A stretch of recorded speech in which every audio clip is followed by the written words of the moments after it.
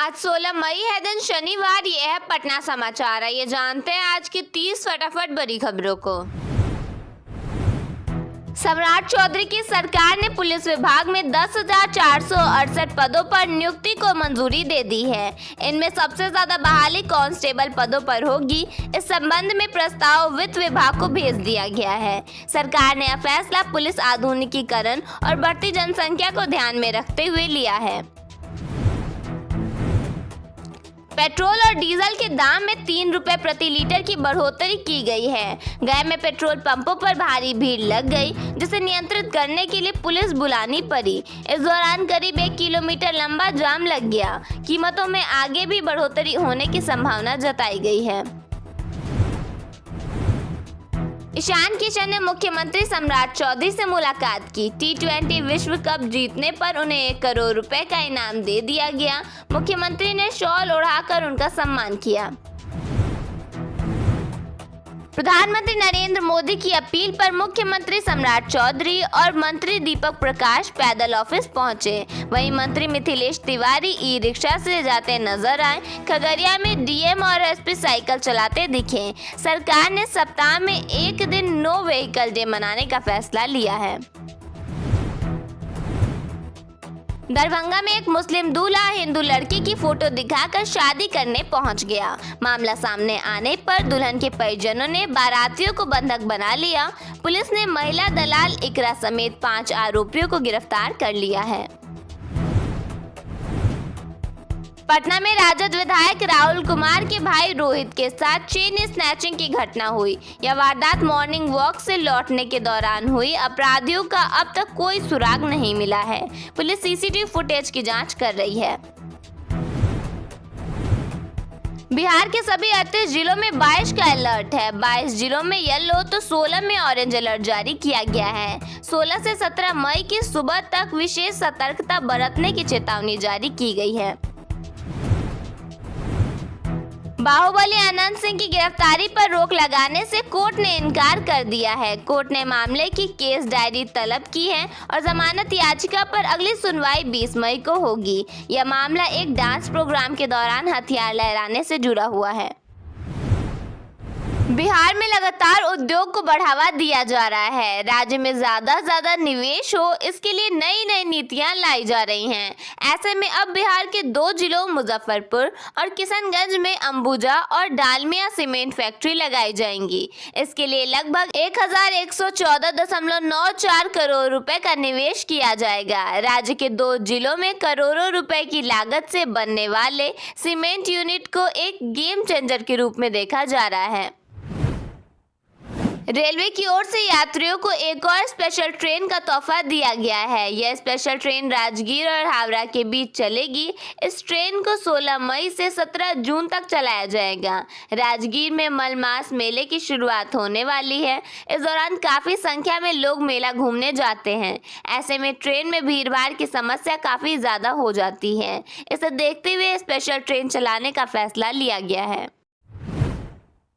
Darbhanga airport से 16 जून से कोलकाता की विमान सेवा बंद हो रही है, जबकि हैदराबाद रूट पर भी उड़ानों में कटौती की गई है। इंडिगो के इस फैसले से यात्रियों और कारोबारियों में भारी नाराजगी है। अब पटना का रुख करना होगा। पटना के लंजप अस्पताल में जुलाई के महीने में मरीजों के लिए 400 नए बेड की सुविधा शुरू होने जा रही है। इसका मतलब है कि अब अस्पताल में पहले ज्यादा बीमार लोगों को भर्ती किया जा सकेगा और उन्हें जमीन पर या कतार में इंतजार नहीं करना पड़ेगा। यहाँ हर दिन सैकड़ों मरीजों का मुफ्त इलाज होता है और अब नए कमरों और बिस्तरों के आने से गरीब लोगों को और भी अच्छी और आरामदायक डॉक्टरी मदद मिल सकेगी। बिहार में लंबित राजस्व मामलों को तेजी से निपटाने के लिए कर्मचारियों की अतिरिक्त ड्यूटी लगाई गई है। अब राजस्व कर्मियों को सुबह 6 बजे से रात 10 बजे तक काम करने का निर्देश दिया गया है। बिहार में अब राशन कार्ड बनवाने और सुधारने का तरीका बदल दिया गया है, इसलिए अभी नया राशन कार्ड बनाने का काम रोक दिया गया है। सरकार एक नया और स्मार्ट सिस्टम ला रही है, जिससे अनाज की चोरी रुकेगी और सही गरीब व्यक्ति तक राशन पहुंचेगा।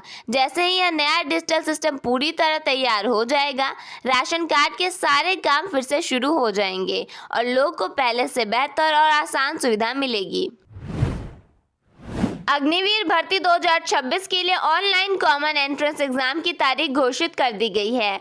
आर्मी भर्ती कार्यालय दानापुर के तहत 1 से 15 जून तक पटना और आरा में परीक्षा आयोजित होगी, जिसमें करीब 48,000 अभ्यर्थी शामिल होंगे। बेगूसराय जिले के बखरी में भी खाड़ी देशों में बढ़ते तनाव और अंतर्राष्ट्रीय बाजार में कच्चे तेल की कीमतों में उछाल का असर अब आम लोगों की जेब पर साफ दिखने लगा है। बेगूसराय में शुक्रवार से पेट्रोल और डीजल की कीमतों में एक साथ 3.32 रुपए प्रति लीटर की बढ़ोतरी कर दी गई है। नई दरें लागू होते ही वाहन चालकों, परिवहन कारोबारियों और मध्यम वर्ग की चिंता बढ़ गई है। बिहार में छोटे और सीमांत किसानों के लिए फार्मर रजिस्ट्री जरूरी हो गई है। डीएम सुब्रत कुमार सेन ने कहा कि 1-2 कट्ठा जमीन वाले किसान भी रजिस्ट्री कराएं, ताकि उन्हें पीएम किसान उर्वरक और धान खरीद समेत सभी सरकारी योजनाओं का लाभ मिल सके। डीएम ने कहा कि यह धारणा गलत है कि केवल बीघा या एकड़ में जमीन रखने वाले ही किसान कहलाते हैं। सरकार चाहती है कि हर पात्र किसान को योजनाओं का लाभ मिले, इसलिए छोटे किसानों को भी रजिस्ट्री प्रक्रिया में शामिल होना जरूरी है। अमेरिका और ईरान जंग के बीच देश भर में पेट्रोल डीजल के दाम में बढ़ोतरी कर दी गई है। बिहार में अब पेट्रोल की कीमत 108.67 रुपए और डीजल की कीमत 94.65 रुपए हो गई है। दाम बढ़ने के बाद लोगों का कहना है कि इतनी महंगाई से आम लोगों की कमर टूट जाएगी। इस बढ़ोतरी से आम लोगों की जेब पर सीधा असर पड़ना तय माना जा रहा है। बिहार में मुख्यमंत्री नीतीश कुमार ने साल 2006 में लड़कियों को पढ़ाई छोड़ने से रोकने के लिए मुख्यमंत्री बालिका साइकिल योजना शुरू की थी। इस योजना से गांव की बहुत सी लड़कियां साइकिल से स्कूल जाने लगी और 9वीं के बाद भी पढ़ाई जारी रखी। अब सरकार इस योजना में छोटा बदलाव करने जा रही है। जो साइकिल बच्चों को दी जाएगी, उसके आगे एक प्लेट लगी होगी जिस पर लिखा होगा, बेटियां पढ़ें आगे बढ़ें, और साथ में मुख्यमंत्री की तस्वीर भी होगी। यह योजना 75% स्कूल उपस्थित होने पर छात्रों के खाते में डीबीटी के जरिए 3,000 रुपए भेजे जाते हैं। औरंगाबाद जिले के मदनपुर प्रखंड के कई गांवों में रहने वाला भोक्ता समाज करीब 200 साल से बिना दहेज वाली शादी की परंपरा निभा रहा है। यहाँ दहेज लेना और देना दोनों गलत और पाप माना जाता है। गांव के लोग गरीब होने के बावजूद अच्छी सोच रखते हैं और शादी में किसी तरह की दहेज की मांग नहीं करते। अगर कोई दहेज लेता है तो उसके लिए सामाजिक सजा का भी नियम बनाया हुआ है, लेकिन आज तक किसी को सजा देने की जरूरत ही नहीं पड़ी। यहाँ शादी सादगी से होती है, बिना फजूल खर्च के। समाज के लोग हर साल बैठक करके शिक्षा बढ़ाने और बुरी परंपराओं को खत्म करने की बात करते हैं। यह समाज आज दूसरे लोगों के लिए अच्छी मिसाल बन रहा है। बिहार में सम्राट चौधरी की अंग्रेजी को लेकर उठे विवाद पर केंद्रीय मंत्री जीतन मांझी उनके समर्थन में उतर गए हैं। उन्होंने विपक्ष पर हमला बोलते हुए कहा कि राजनीति में जनता से जुड़ाव ज्यादा मायने रखता है, न कि अंग्रेजी बोलना। उन्होंने लालू प्रसाद यादव और सोनिया गांधी का भी जिक्र किया। आईसीसी T20 वर्ल्ड कप 2026 में शानदार प्रदर्शन करने वाले बिहार के स्टार क्रिकेटर ईशान किशन को बिहार सरकार ने 1 करोड़ रुपए देकर सम्मानित किया है। मुख्यमंत्री सम्राट चौधरी ने उन्हें चेक सौंपते हुए कहा कि ईशान ने देश और बिहार दोनों का गौरव बढ़ाया है। आरा बलिया रेल लाइन परियोजना को लेकर बड़ी प्रगति हुई है। फाइनल सर्वे, ड्रोन मैपिंग और डीपीआर तैयार होकर मंत्रालय पहुंच चुकी है। करीब 2,300 करोड़ की इस योजना से बिहार और पूर्वी यूपी के लाखों लोगों को बेहतर रेल सुविधा, कम दूरी और दियारा क्षेत्र में विकास का नया रास्ता मिलेगा। पटना के पीएमसीएच में भर्ती कराने के नाम पर मरीज के परिजनों से 17,000 रुपए ठग लिए गए। आरोप है कि एक दलाल ने खुद को अस्पताल से जुड़ा व्यक्ति बताकर इलाज और भर्ती में मदद का भरोसा दिया और पैसे वसूल कर फरार हो गया। पुलिस मामले की जांच करते हुए आरोपी की तलाश में जुट गई है।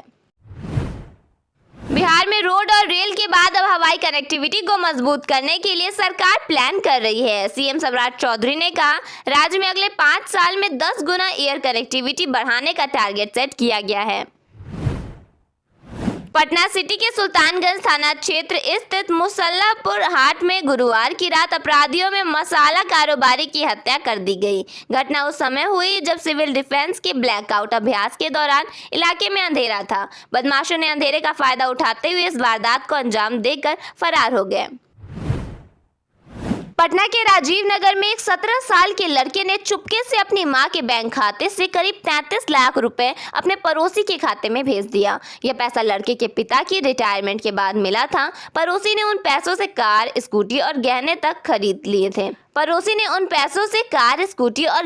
खरीद लिए थे। अब पुलिस इस मामले की जांच कर रही है।